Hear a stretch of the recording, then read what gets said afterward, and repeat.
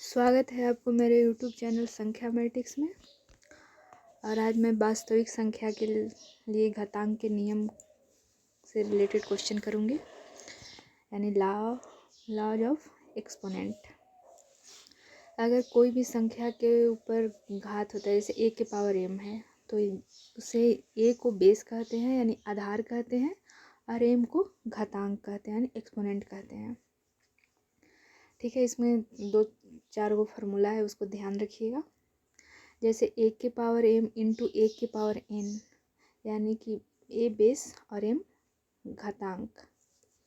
तो a के power m into a के पावर n बराबर होता है a के पावर m प्लस n। इसी ढंग से a के पावर m, उसके भी पावर में अगर n रहे तो a के पावर m n हो जाता है।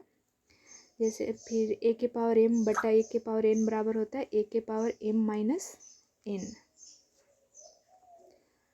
और a के पावर कोई भी संख्या के पावर 0 होता है तो उसका वैल्यू 1 होता है।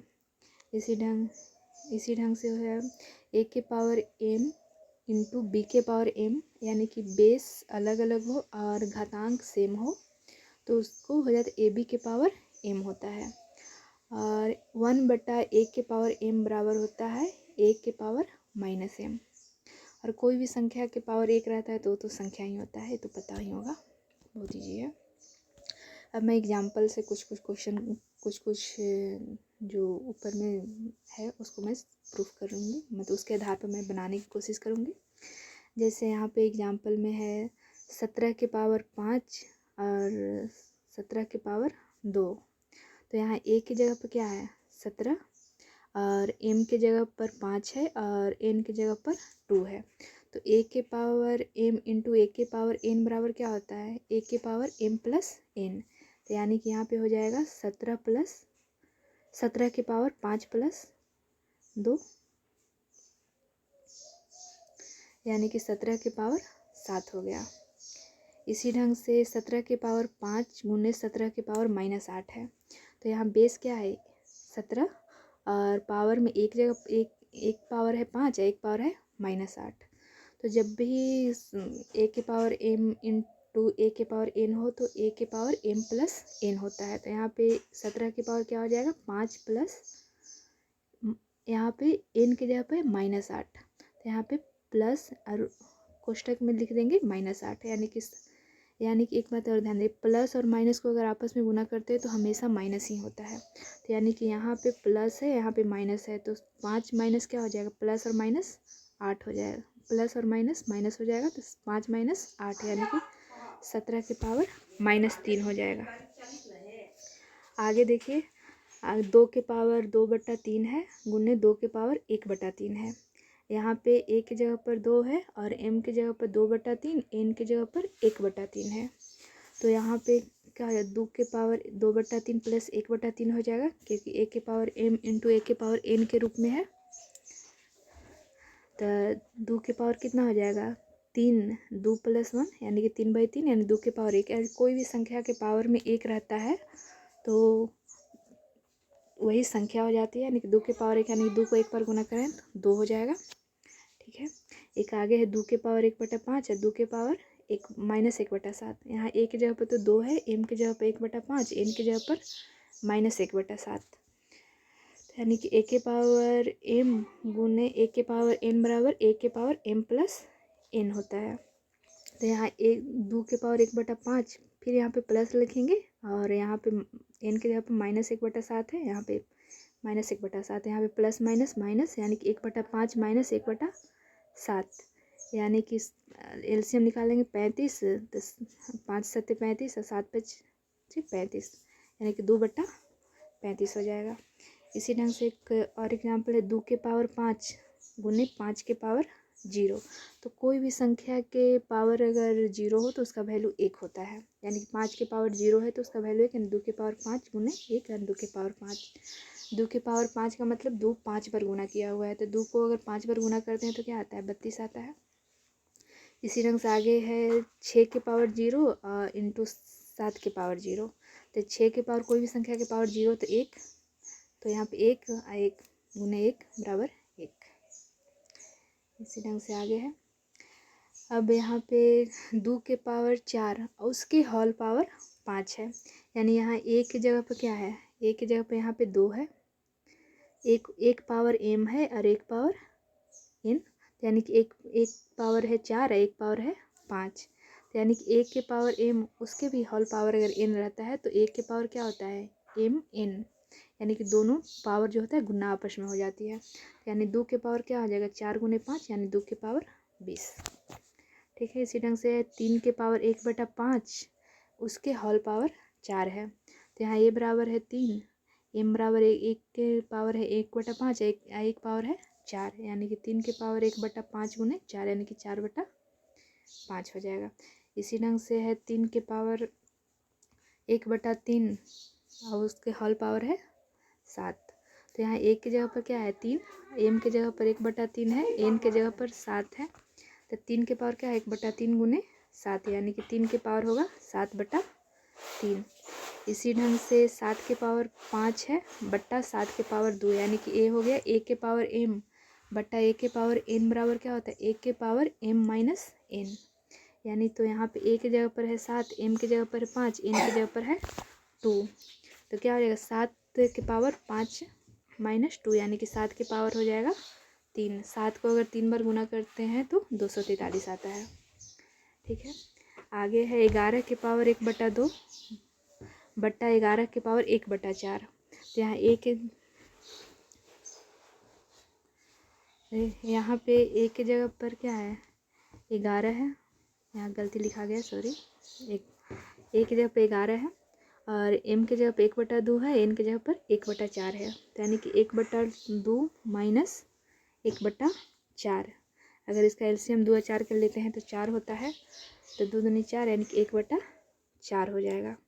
इसी ढंग से आगे है 2 के पावर 2 बट्टा 2 के पावर -8, एक के जगह पर है 2 और एम के जगह पर है 2, एन के जगह पर है -8, तो यहाँ हो जाएगा 2 के पावर 2 माइनस जो भी यहाँ पे नीचे में है, नीचे में क्या है -8 है, और माइनस को गुना करते हैं तो क्या आता है प्लस आता है, यानी कि 2 के पावर 2 प्लस 8 यानी कि 2 के पावर 10 हो गया।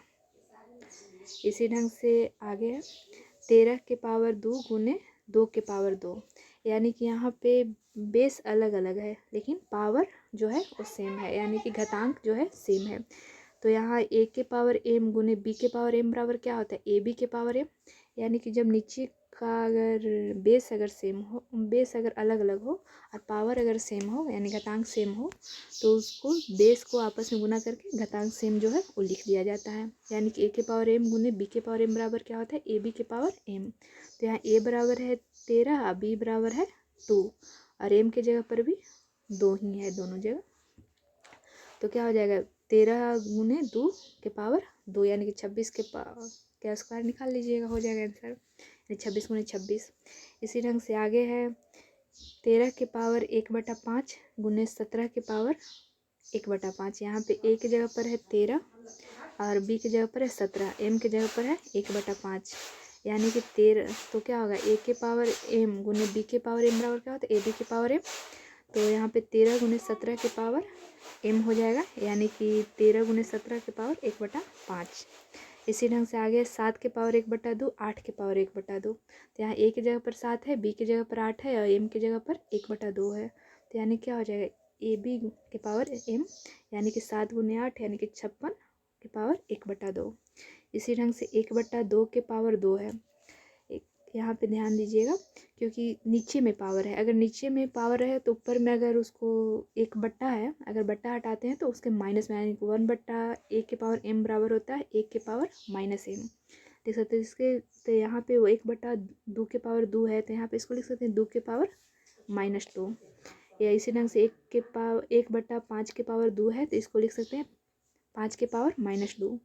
इसी ढंग से यहाँ पे 1/3 के पावर -3 है, तो 1/3 के पावर अगर -3 है तो ऊपर में जाएगा तो माइनस लगता है तो माइनस और माइनस प्लस हो जाएगा, यानी कि 3 अगर माइनस है और -3 यहाँ पर भी है तो 3 के पावर क्या हो जाएगा 3 हो जाएगा, यानी 3 × 9 हो जाएगा।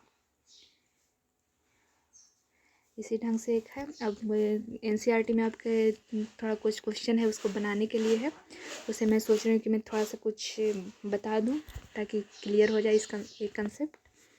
तो यहाँ पे एक क्वेश्चन है आपका 64 के पावर 1/2। ऐसे क्वेश्चन जब भी रहें, जब भी इसका वैल्यू निकालना हो, तो जो भी यहाँ पे बेस में रहे उसको उसका गुणनखंड कर लेते हैं। गुणनखंड करने के लिए क्या करते हैं, 64 का गुणनखंड करते हैं इस विधि से। तो 64 को पहले 2 से लगाते हैं, तो 32 2 से फिर लगाते हैं, 16 2 से लगाते हैं, 8 2 से लगाते हैं, 4 2 से लगाते हैं 2, यानी कि 64 बराबर लिख सकते हैं 2 गुने 2 गुने 2 गुने 2 गुने 2 गुने 2, यानी कि 6 बार। लेकिन यहाँ पे एक बात ध्यान दीजिए, 6 बार 2 के पावर 6, और यहाँ पे ये भी लिख सकते हैं 2 के पावर 6 लिख सकते हैं गुने 1/2। तो 2 क्या होगा, गुना हो जाता है, यानी 2 के पावर 3 या 8 के स्क्वायर भी लिख सकते हैं, 2 के पावर 6 भी लिख सकते हैं। और गुना करने पर 2 के पावर 3 बार क्या आता है, 8 आता है। ठीक है। इसी ढंग से एक और क्वेश्चन है 32 के पावर 1/5।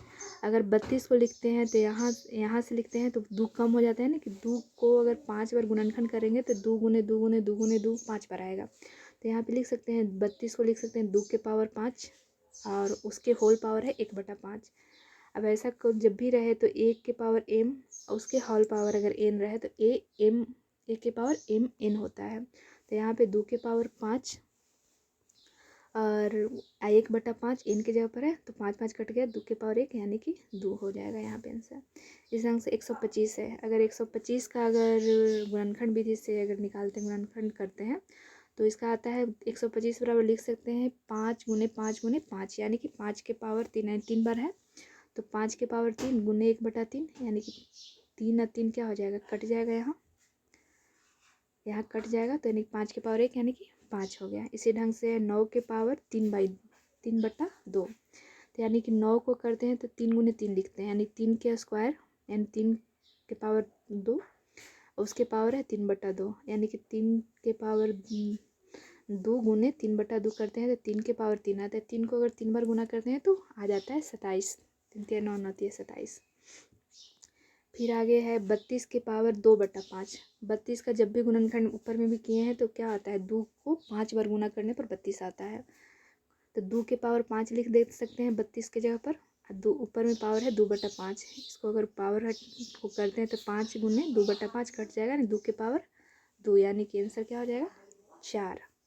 इसी ढंग से है 16 के पावर 3/4। तो यहाँ 16 को लिख सकते हैं 2/4, इसके पावर में 3/4, तो 2/4 3 बार, यानी कि 2 के पावर 3, यानी कि यहाँ पे 8 हो जाएगा। इसी ढंग से एक आगे क्वेश्चन है लास्ट, 125 के पावर -1/3 है। तो 125 को अगर गुणनखंड करते हैं तो 5 गुने 5 गुने 5 आते हैं, तो 5 के पावर 3 गुने ऊपर में -1/3 है, तो क्या 3 3 कट जाएगा, तो 5 के पावर -1। कोई भी संख्या के पावर अगर माइनस में रहे, जैसे 1 के पावर अगर 1/1 के पावर m है तो इसको लिख सकते हैं a के पावर -m। इसी ढंग से अगर a के पावर कहीं -m दिया हुआ तो इसको 1/a के पावर m लिख सकते हैं, यानी 5 के पावर -1 है तो इसको लिख सकते हैं 1/5 के पावर 1, यानी कि 1/5। Thank you. अगर अच्छा लगा होगा वीडियो तो उसे लाइक एंड सब्सक्राइब करें और अपने दोस्तों को भी शेयर करें ताकि ज़्यादा से ज़्यादा लोग देख सकें और अपना और फ़ायदा उठा सकें। Thank you.